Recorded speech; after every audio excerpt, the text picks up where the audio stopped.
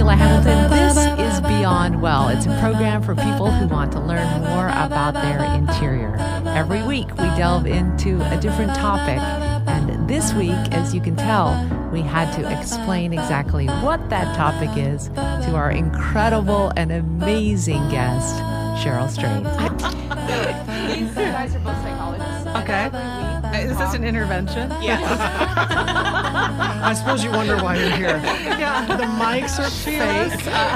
I'm concerned. Come on in, fellas. I'm afraid already. They actually know what they're doing. I just tell people what to do.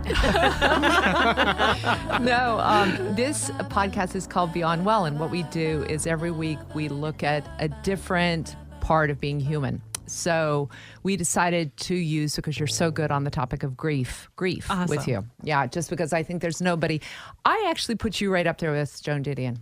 Oh, I really you. do. I think there's been two writers who have kind of defined what grief can do for us and how to take a different perspective on it, you and Joan. Mm-hmm.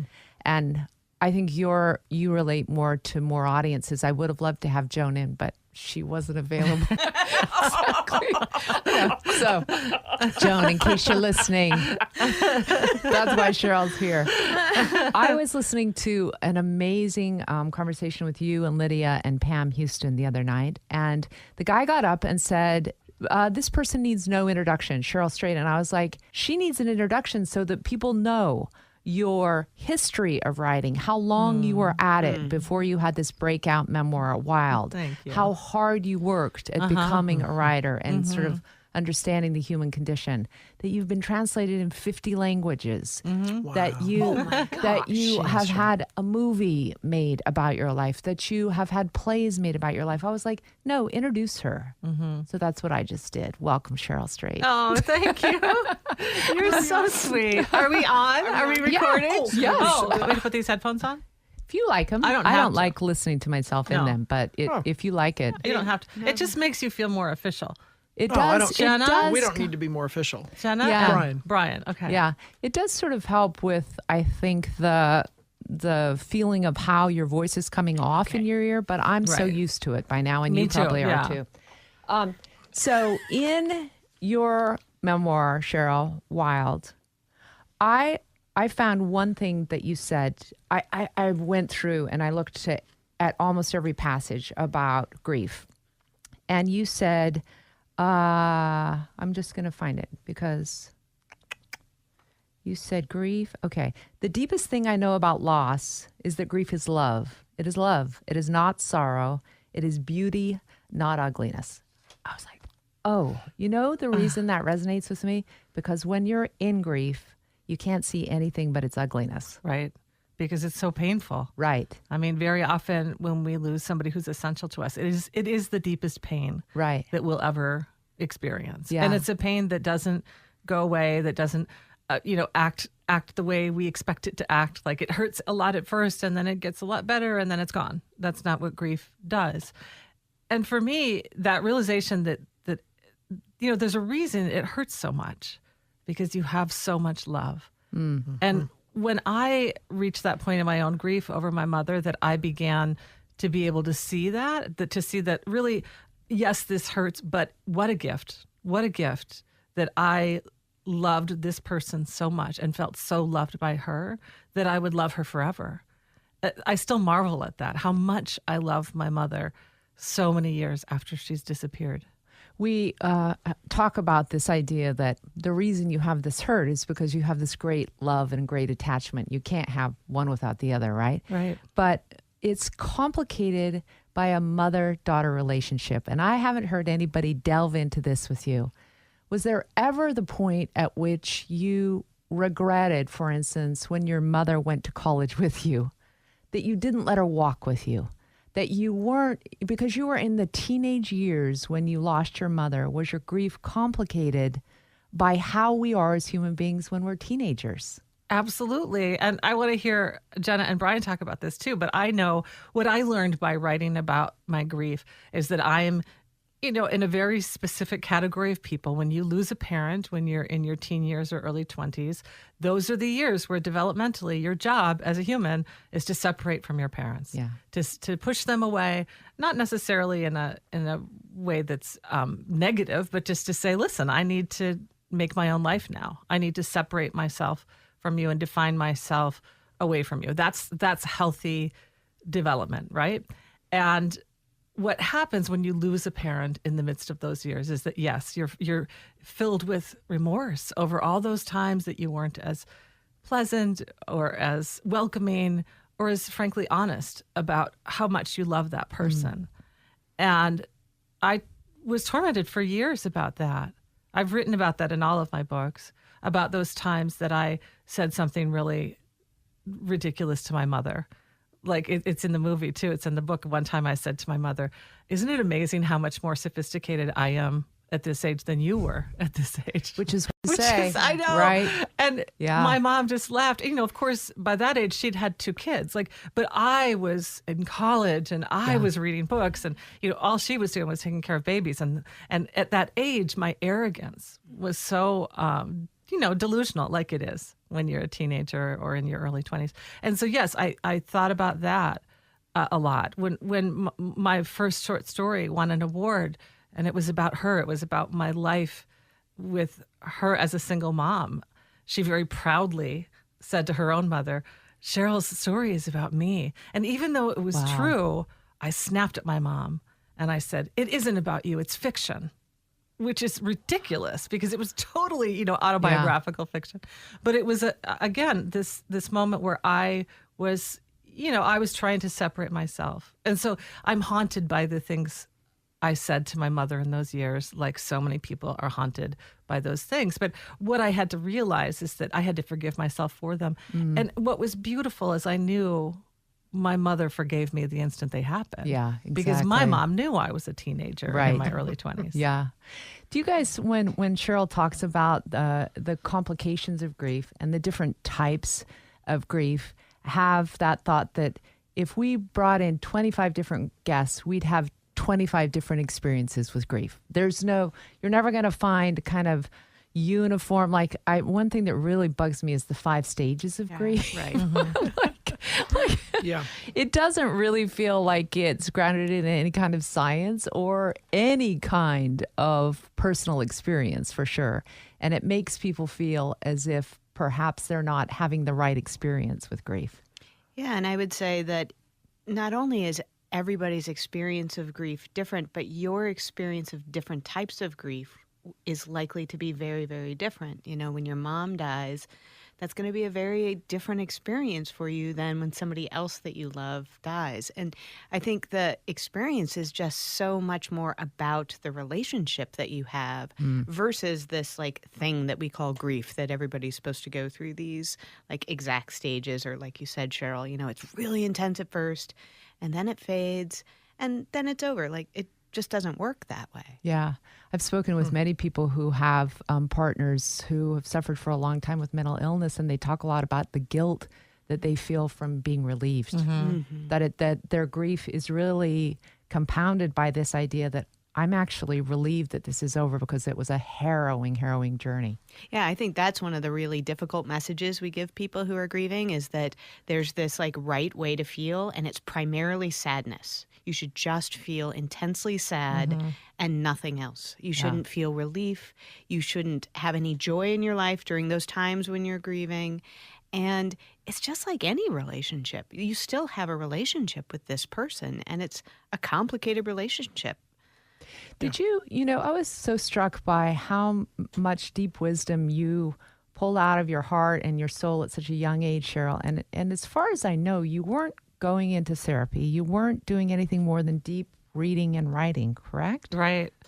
Yeah, and I think that, I as an advice columnist and advice podcast host, I'm always telling people to go to therapy. Yeah. I've never done that myself. Yeah. You are. But, writing has been my therapy, and reading and deep contemplation. I do in my own life what therapists ask their clients to do all the time. Yeah. And I think that, I just want to mention, Elizabeth Kubler-Ross with those 5 stages of grief. When I first was grieving in my 20s and became aware of her, I was angry at this idea. How dare anyone say I should feel this, and this, and this in order? And, now I have come to really understand that, we've misinterpreted her work. And I want to just say that she was really revolutionary and important in the way we think about grief, because she was one of the first people to say, it isn't just sorrow. Right. There is rage. There is denial. There is. Yeah. So, I do think that that's a misread of her. Yeah. And so what I did is I said, hey, I do feel all these different ways. Yeah. I'm the most sad, but I also feel angry, and I also feel all these other things. Sure. I think the problem is when we talk about them, when they've gotten interpreted as stages, Yeah. then we sort of think, oh, it's a stage, and I'm supposed to go through them in this linear way. Yeah. Well, and And- they're called stages, right? Right, of course. Yeah. Right. I tend to accidentally think in metaphors, and what's showing up in my head is this idea that you go to some multi-course dinner, and they first bring you an appetizer, and it's small, and you get 4 bites, and then they take it away, and then now here's your salad, Right. and then here's your main, and then here's a dessert, and that's, I think, sometimes how we think of the stages of grief is, first there's this thing, and you have just a little bit of it, and then once you're all done with that, then you move on to the other thing. And I think the stages could be better thought of as a potluck, where it's there are these different things that you eat, but you might be like, I'm going to have seconds and thirds of that. Well, and a I just keep movable coming to feast. that, or I'm going to have the dessert. A movable feast. so Because great. different things Oh my at different God, times that's come so up. great. Yeah. Like in my 20s, I might have been angry. I wrote about it in Wild on my mom's 50th birthday. I was on the Pacific Crest Trail, and I just woke up so mad. I was just mad that she didn't live to be 50. How dare she? And then, 15 years later, I'm at the zoo with my kids, and I'm seeing all these grandmothers with their grandchildren, their daughters with their mothers and their own kids. And then I'm angry, why don't I get to have a grandmother in my life for my children? There's different kinds of, they come around again and again in different ways. That's right. And it's I'll have some more dessert. That's Yeah. right. Yeah. And I think acceptance gets thought of in the same way, I just need to accept this. And then it's okay, well, now I've accepted it. No. And people don't really, I think, get a handle on the idea that it's no, actually, you have to accept things over and over again, sometimes many times in a very short period. And then years later, this thing pops back up where you're like, but why? Yeah. God, this Yeah. sucks. And you've got to do that work again.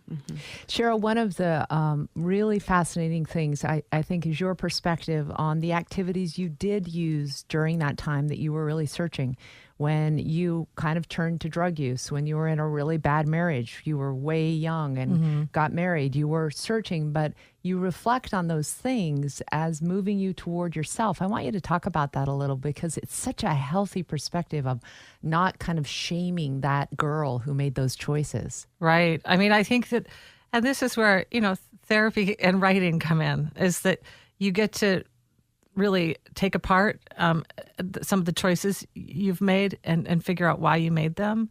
And that always leads to a sense, I think, of not only deeper understanding, but a deeper sense of forgiveness, that you forgive yourself for the mistakes you made and eventually see them as gifts.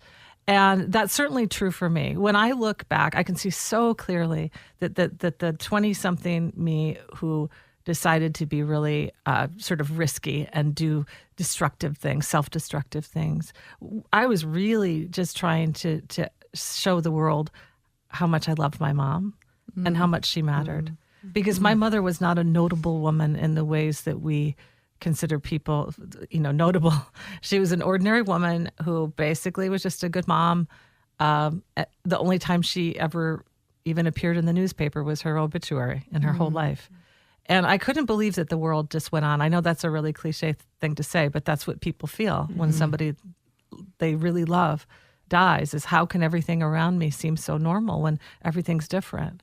And I'd always been this ambitious girl. I was always going to rise up, and I was going to, from the circumstances in which I was raised as basically a kid in poverty, and I was going to make my mother proud, and I was going to buy her house, and I was going to live our life. And then when she died, I thought, okay, to prove my love for her, to show everyone how much she matters, I'm going to ruin my life. I am not going to make good on my intentions. Wow. Now, when I was deciding to use heroin or, sleep with a bunch of men or do this or that or the other thing, I wasn't thinking that consciously. not. But I so clearly see that now. And thankfully, what happened is I intervened in my own life. I thought, you know what? I just woke up and I want to honor my mom. I have to become the person she raised me to be. And I have to find a way to do that. And for me, that acceptance, Brian, that word acceptance, I think is the most important one in my life when it comes to living with my grief in a way that allows me to thrive rather than holds me back. Is that acceptance to me is about accepting the fact that you're always going to have to carry that burden. Right. That one of the things that I have to carry is that I will never, ever, ever have my mother again. And that's a heavy burden, but I can bear it. And, we're speaking in metaphors here, but that's so much what happened when I decided to take that backpack I couldn't lift all that way on the Pacific Crest Trail.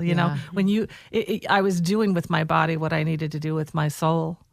And it taught me how to do it. You talked about in your book the self-reliance that you had when you said in your tent, you'd say, "Who's tougher than me?" The answer was always the same. And even when I knew absolutely there was no way on this earth that it could be true, I said it anyway. No one. I'm like, there has never been in a time I have talked to myself in such a beautiful, kind, and self-assuring way. Oh, Sheila, you should. You should talk to yourself like that. But did it come from the trek? Did it come from this deep, deep connection that you had with your mother? If you think about who you are as a person, where did that strength come from? It's so interesting. This is always the hardest question to answer. Like, how are you like you are? Yeah, why are you? Right. I don't know. Yeah. What I can say is, I sort of blush when you read that line because, of course, women especially are not allowed to say things like nobody's tougher than me. But what I want to say, where I'm coming from with that self-talk, is I don't believe that that actually I'm the toughest person on the planet. But what I believe is in order for me to do the hard things, I have to just tell myself that positive thing. Even though, that's what I would do with fear too. When I would say, I'm not afraid, I would say it when I was afraid. So it's just a method I use. Like I do this too. When I went through the whole red carpet season with Wild, I was always standing next to Reese Witherspoon and Laura Dern. And I just decided at the outset, like, you are not going to say mean things to yourself about your body or the way you look. Man, you're just I love not that. allowed. And so I would look in the mirror and be like, you are beautiful. But I would say that when I didn't feel beautiful. It's just a method. Yeah. It's like being mindful about the voice that you allow into your head. It's a very powerful voice. Does this fit with your experience in the tent when you said, like, nobody is stronger than me? I was thinking nobody can occupy my space better than me. Like, I sometimes think there's got to be people who are better at their lives than I am, but nobody is better at my life than I. Like, if I don't pick this up, that's right. No one will, because nobody's in my skin, nobody's in my head. If not me, then who? Yeah, and I think, as you know, there's a difference between that and being a raging narcissist. Of course, I am not actually marching around going, I'm beautiful and I'm brave and I'm tough. What I'm doing is I call this voice in my head your inner terrible someone, your its. And we all have it. You all know who that is, right? We're all familiar with that person. And then it's just that you have to decide, like, are you going to let your its rule your life or not? And so I just say, hi, its, guess what? I'm still going to write. I'm still going to put on a dress and walk the red carpet. I'm still going to go hiking. I'm still going to whatever, you know? And so you just welcome them and then laugh in their face. And that doesn't mean that you actually think so highly of yourself, but you just decide not to let the lowest version of you rule your life. Yeah. Do you ever have those moments? Cheryl has two beautiful kids, Bobby and Carver, and I was curious if you, in thinking about your mother, sometimes think, oh, I just turned into my mother, and then sometimes think, shit, just turned into my mother. Do you have that? I guess, it's interesting. And which experiences evoke which responses? Well, it's definitely, my mom was a very loving mom, but I remember her yelling at us a lot about like how messy our rooms were. Yeah. Why can't we do this? And I become like a yeller sometimes, just like my mom. And also a lover. One of the greatest gifts that my mom gave me is, even if she wasn't a perfect mom, I always felt completely loved. Me and my siblings all agree on that. Like, we always knew our mother loved us so much. Yeah. And I think that's the most important thing to give your kids. And so there are all these ways that I feel like, oh God, I feel guilty about this, or I shouldn't have said this, or I shouldn't have lost my temper about that. But they always feel loved. So I see my mom in that the most. Yeah. I was thinking of your mom when you were talking about being there in the tent and that kind of voice that you have about like, who's the toughest? I'm the toughest. Right. And like, that's what good parenting does. Good parenting kind of reflects back to your children some external voice that you want them to be able to kind of eventually over time internalize, not in a belief of you're perfect, but that there's this other part that isn't just the scared part, that isn't just the, oh my gosh, I can't do this. And you were able in that time to kind of, whether you thought of it as your mom, but something got internalized, that you had this other voice there to be able to give you a different perspective. Yeah. I think it's especially Absolutely. fascinating given that you witnessed a lot of domestic violence, a lot of poverty. There was food scarcity. You're living in rural area with no running water. And so you're still looking to the one human in your life who is reassuring you, you are. No one is stronger than you. No one is stronger than you. That's all you needed, one human. Yeah. To me, that gives me so much hope, especially for young people that are in really dire circumstances, that if they have that one mentor, one human who's saying, no, here's how you here's how you become strong, that they can be okay. Yeah. I think what that's about too is really believing. I mean, this goes back to what you were just saying, Jenna, too. It's like believing that you have the capacity to do things, believing you have the capacity to heal, believing you have the capacity to go on when it feels like you can't. Yeah. Believing you have the capacity to find love when all is lost, and to take that next step. And I do think that is such an important shift to make when you do feel such deep despair or sorrow. I mean, when it comes to grief, very often a phrase you hear people say is, I couldn't bear it. I couldn't live. If my child died, I could not live. And what we know is that that's a lie, because there are so many people out there, so many people listening right now who have lost a child and who are living, and who have, many of them, found a way to thrive and to turn that ugly thing into something beautiful. Yeah. And, one thing I wrote in Tiny Beautiful Things, I answered a letter, this man whose only child had been killed by a drunk driver, is, I said to him by way of advice is, you have to, I think that the final stage of grief, I don't believe in these stages, but if there is an end to grief, it is when you make that transformation, where you take the ugliest thing, your deepest burden, your heaviest burden, your deepest curse, and turn it into a blessing, into a gift, into something that you give to others. That you bring beauty into the world via the channel of your deepest sorrow. And I think that that's ultimately so healing. It's about having the capacity to go on, that allows us, I think, to find that joy again. Yeah, go ahead, Brian. Yeah, there was a word, Cheryl, that you used earlier on about carrying it. I think that was the phrase that you used. And in that, there's an assumption that you're going somewhere. And my experience, both with pains in my life and in clients that I've worked with, is that grief, sorrow paints with this really, really broad brush. It's like painting with a roller, and it just covers everything. And I've had clients who in the midst of despair will say, I've always felt this way, or I always will feel this way.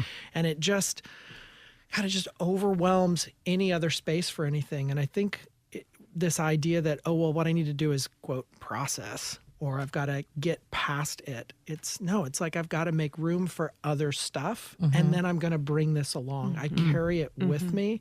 So when you talk about making it a gift or you use it in some way, it's like, no, this colors my perspective now, maybe in some really hard ways, but also in some really beneficial ways in terms of compassion for other people.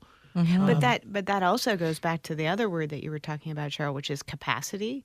Like, what if grief and loss, like, what if that increases our capacity? It's not. I think it does. Yeah. It's not that you have to figure out a way to get rid of this so you can go on with your life, but rather, if you think about like carrying this with you, your capacity is now just increased. You're going to carry this and all the other stuff in your life along with you.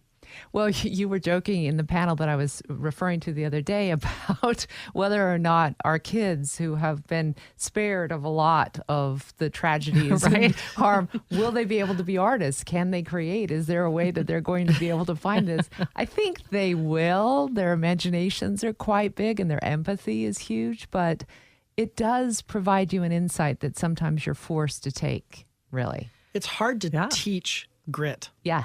Well, and it's also hard to protect our kids from that grit. I mean, right now, so far, my kids things have gone swimmingly for them. But Sheila, as you know, you don't know what's going to happen in their lives. And, we can protect them and we can, my kids have a very different childhood than I had in terms of just access to resources and economic privilege. But I don't know. They something terrible could befall them at any moment, right? And then they have their life. I mean, that's the scariest thing about being a parent, I think, is, I want my kids to be little precious cupcakes all of their lives. We all do. They don't have to be artists. They could be like, I don't know, what kind of precious cup. They could have a cupcake shop and just live to, happily ever after and never have their hearts broken and never lose anyone. And, but that's probably not what's going to happen. Sometimes the hardest thing is the fact that they did have it easy. I was remembering this conversation with Tommy Hilfiger on a program where he was talking about his kids are really struggling to find themselves because he has raised them to be able to have everything they want. He's raised them to think that they can come in and take over the brand. He's raised them to be able, and his hardest thing is that none of his kids are doing well because they cannot find their own sense of what is theirs, what they need in the world. So, it's like, of course we want to protect them, but sometimes the biggest pain might be actually in the fact that we protected them. Well, we often think of pain as this like inevitable part of life, it's just going to sort of show up and you have to make room for it. But there's another side to it. Like, pain teaches us something. Yeah. Like, pain teaches us what is most important to us. It's like this GPS to what is most meaningful and important to us. And so even if it were possible for you to spare your children or, the loved ones in your life pain, you're really robbing them of this opportunity to learn and really be in contact with what actually really matters to me. Under most circumstances, we don't have to create right. those opportunities. You know, like, I want you to grow up to be a really competent person, so tonight you're sleeping outside. Yeah. You know? No, I'm already starting to form a business a plan in my head of like, I could do a camp where it's like hardships for your privileged That's right. cupcake children. Everyone's stuck on a rock. It's called Camp Cupcake. That's enough. That's enough of a hardship. Send me your cupcakes and I'll make them into mud pies. I'm very curious how you deal with the expectation that because you've had enormous success, both as an author and as an advice columnist, that people now assume that you never have grief. Oh, right. Or that, or also that I'm just like this font of wisdom to, or that I don't have struggles in my own life. Yeah. I know, it's funny. I've always tried to convince people that that's not true. The kind of advice I give is very much that I'm down in there with the person asking me for advice. And I'm saying, here are the experiences I've had. Here are the mistakes I've made. This is what I struggle with too. But people really don't want to believe that. And I think maybe this happens too with therapists. It's like they want to put you know all the answers. So your marriages must be perfect. And you know that that's not true, right? And or whatever. I don't mean your marriages are probably great, but your life. Me a little bit, but no. Sure, yeah, of course. And I think that that's projection. I mean, I didn't go to school. I'm not a psychologist. I think that I just say, I laugh it off and say, I'm struggling too. And the minute people meet me, they understand that I'm not as whatever idea they had of me. I also just love though that you've made it a practice to be open about the hardest parts of your life. Yeah. And I think a lot of people, especially that's a mistake that you make when you're writing, is that you attempt to put your best self forward. And really what people are kind of looking for is, where's the human part of you? Where is the part of you that's doubtful, suffering, that has all the things we have every single day, And also thriving. Yeah. Because it does feel like we have like one or the other. We either have, oh, wow, that person is really having a hard time. Yeah. Or we have the person that we put up on the pedestal and their life is perfect. Right. We have very few examples. And Cheryl, I mean, this is one of the reasons I have so much respect for you. We have so few examples like you of people who have both at the same time, because that's what being a full human is. That's right. That's right. Thank you. I want to ask you because I know that it's difficult to talk about what you're doing because you're back in writing and you don't want to tell us the project. Mm-hmm. But are you more faced with the realities of your loss when you're quiet and in your office writing again and being very reflective? Or are you more faced with it when the lights on the red carpet are flashing and you're at these big Hollywood parties? Right. When do you feel it most? I'm always curious about that because people tend to have different reactions to when they actually get into that. I would say that, it's two different kinds of experiences. When I'm writing, it feels like I'm doing deep emotional work, whether I'm writing about my grief or any aspect of my life, that you go to those deep places. What's the truest thing? And to find the truest thing, you have to remember as much as you can. You have to remember the things you thought you forgot. You have to go back and interrogate yourself. Why did I do that? What was I thinking? What was I feeling? And inevitably, that brings up so many emotions. You cry. This is what I mean. It in some ways replicates what I think happens in therapy. Yeah. And so, it can be an emotional journey, but I've never experienced that as a burden.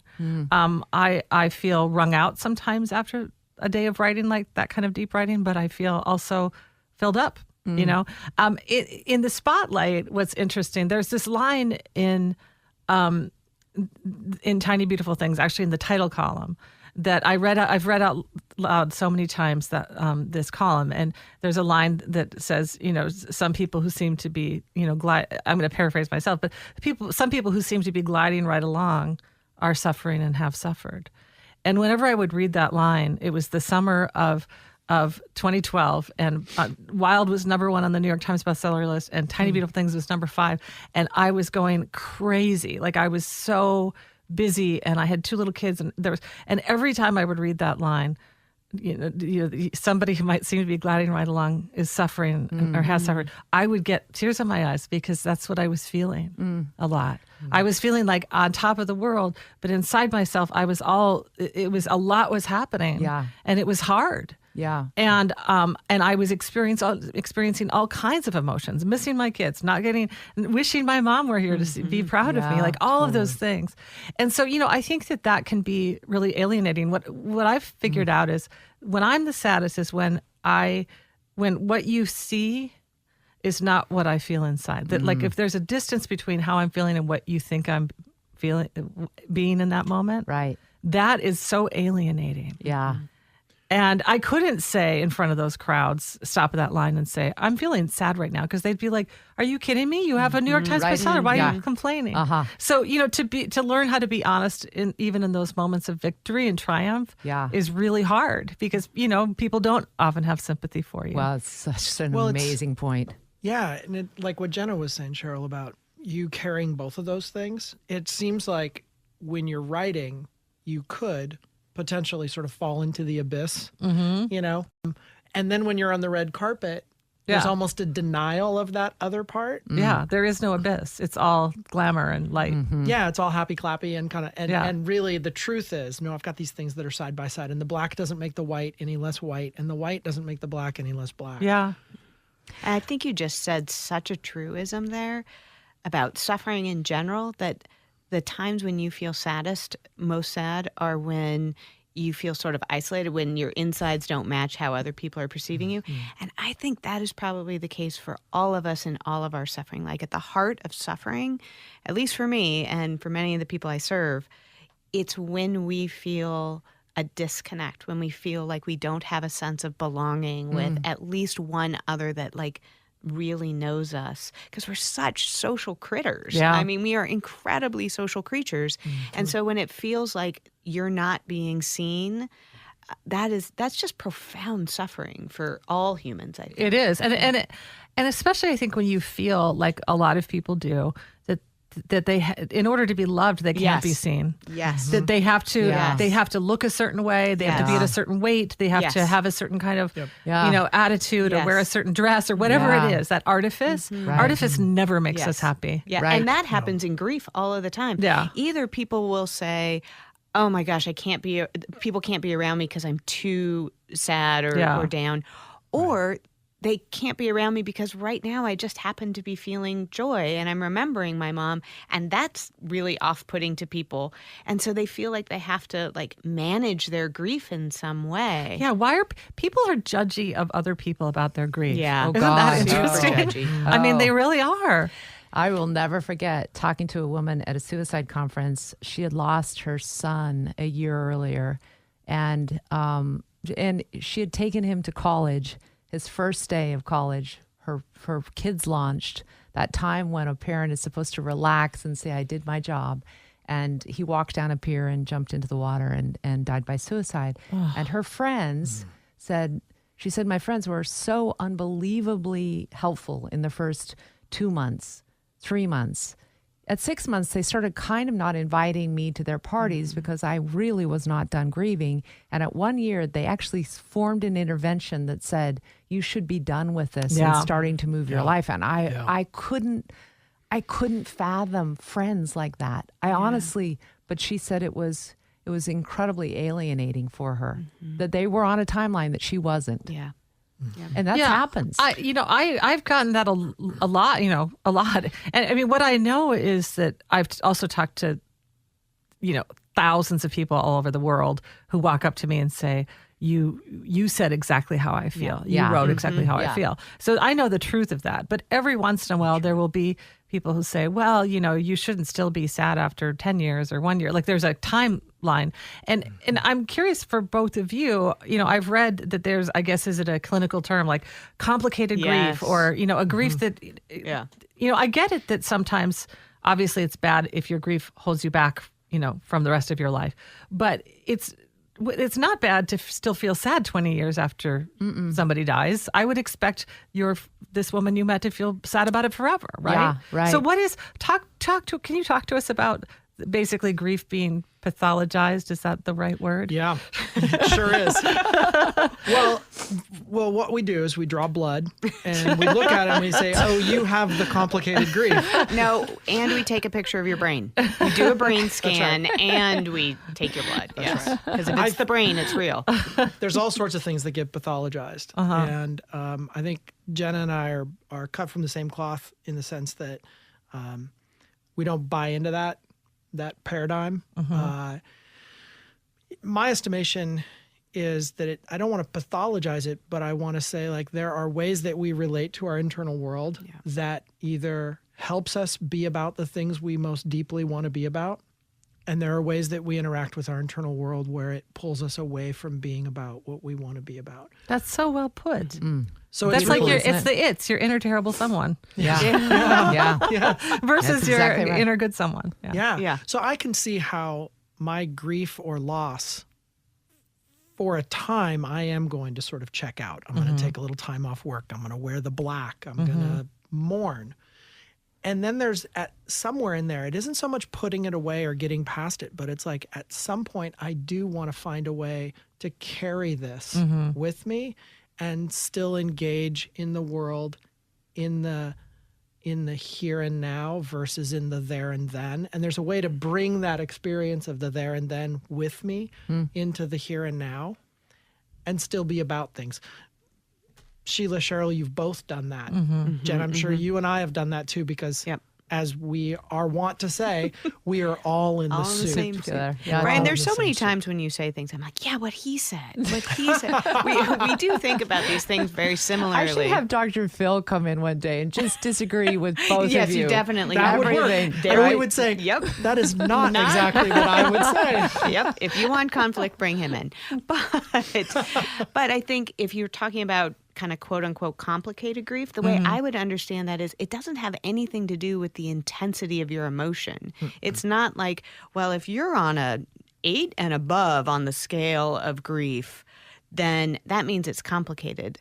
I would say grief, I don't even know what complicated grief means. That's to me not a very helpful term, but very much what Brian was saying, it has to do with, can you have all of your life? And we go back to that idea of acceptance. And I love how you talk about acceptance, Cheryl, because it's so different than many people talk about acceptance.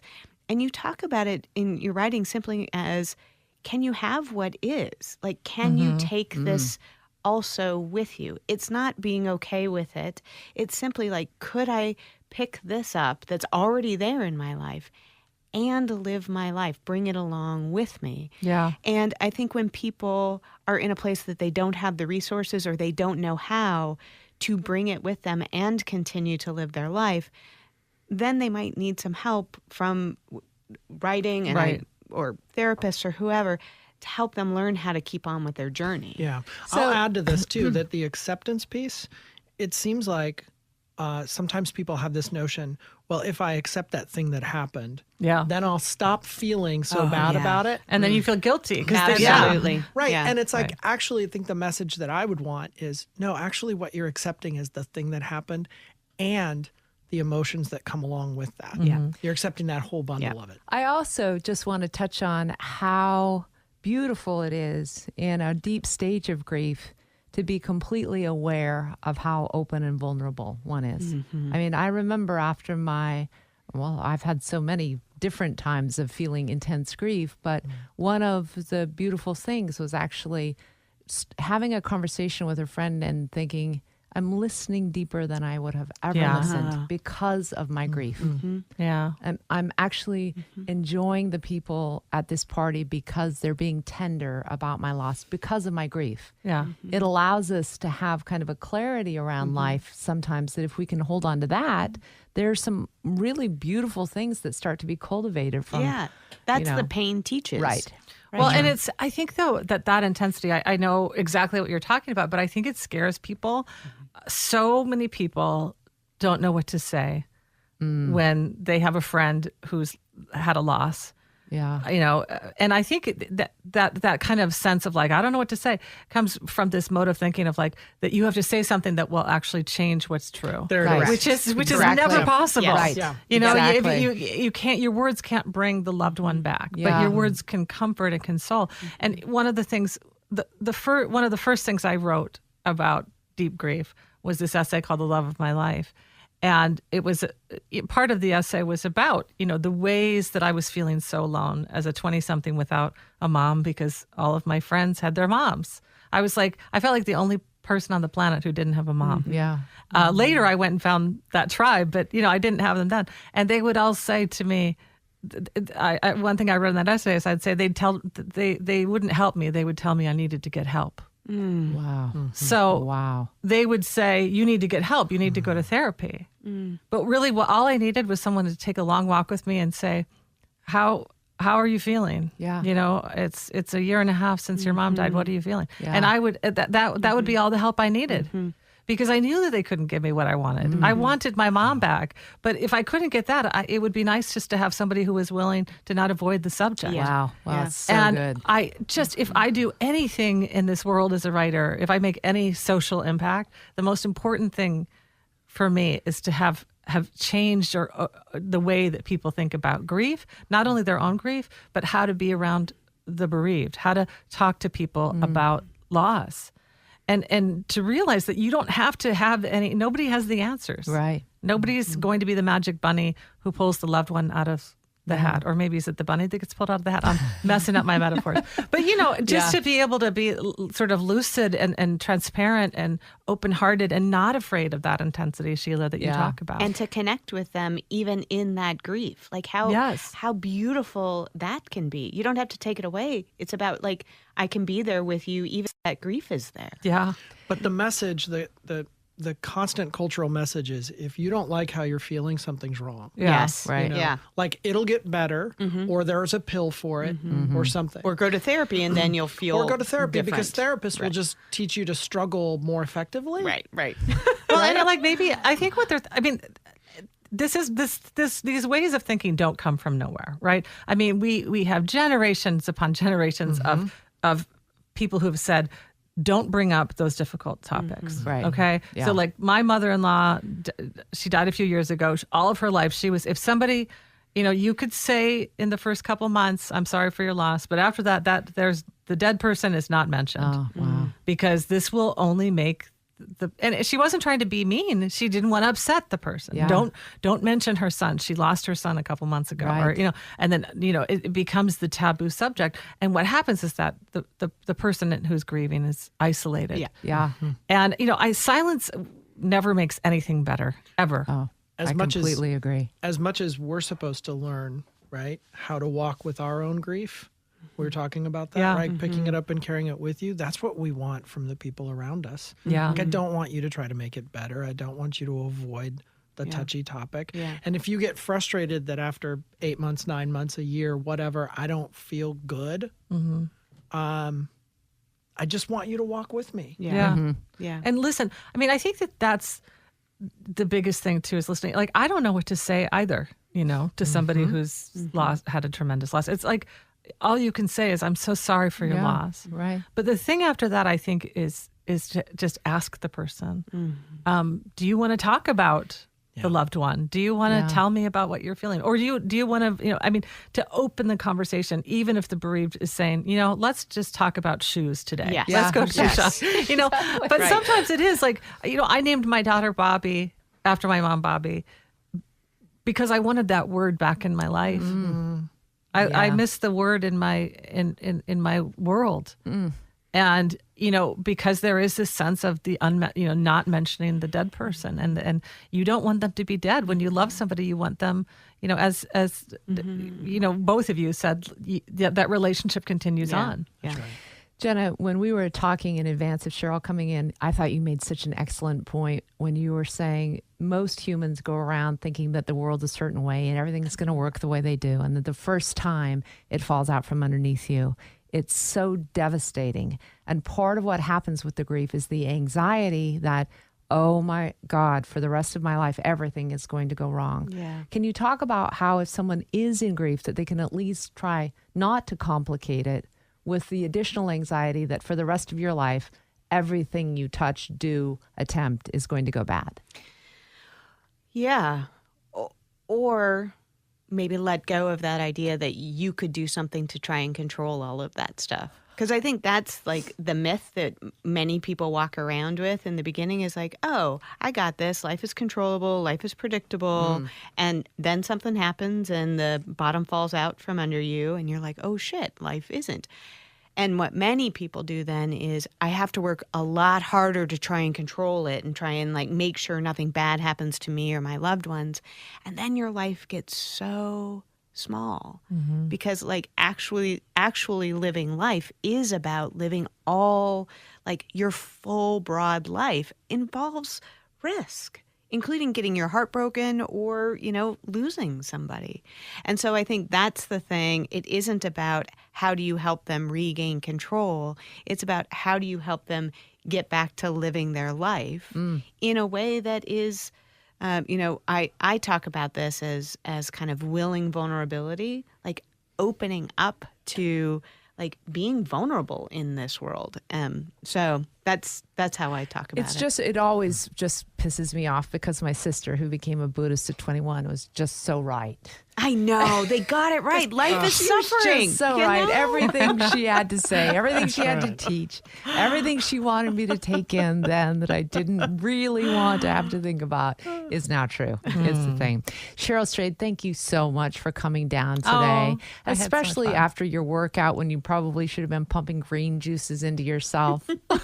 I you. love being here. I could Yeah, it talk was to you all really, for another really hour. This wonderful. was really fun. And thank thank you, you all so of you. much. Oh, Yeah, I want thank to you just very much. mention Cheryl's, my favorite book of Cheryl is Tiny Beautiful Things. I know other people love Wild, other people, and Torch, Yes. amazing. But Tiny Beautiful Things is right now a play at the, which At theater? Portland Center Stage. Portland Center Stage. At the Armory. It's also, it's in different cities all around. You have, Oh, it is? yeah, it's right now it's also at the Old Globe Theater in San Diego. It's about to fantastic. open at the Long Wharf in New Haven, Connecticut. It's going to be in Seattle later this year and in Pasadena in a couple months. But there are a couple of dates in Portland where you're going to be having Oh, a yes. conversation. Do you remember the Yeah. dates? So Sunday, March 10th and Sunday, March 17th, after the matinee, I'll be doing an onstage conversation with Courtney Haymeister. Yeah. And so that'll be fun. We're calling them Sundays with Sugar. Oh, nice. So there's still tickets for both of those shows. Fantastic. And, it's so moving for me. The previews opened just a couple days ago, and to see that play in this town where so many of those stories actually are set, like Right. so many of the stories I tell about my life in the columns, it was just something to sit here and think, okay, I'm talking about, working at a middle school, and it's Lane and Binsby Middle School across town. Yeah, And it's, right. I'm talking about like having a garage sale, and it's a garage sale that we could we could drive to it in 5 minutes from where the theater is. It's been so great to see you and always to have you on. My favorite guest in the world. This Thank is you. Beyond Well, and this is our 6th episode. Congratulations. Thank you. We're legit.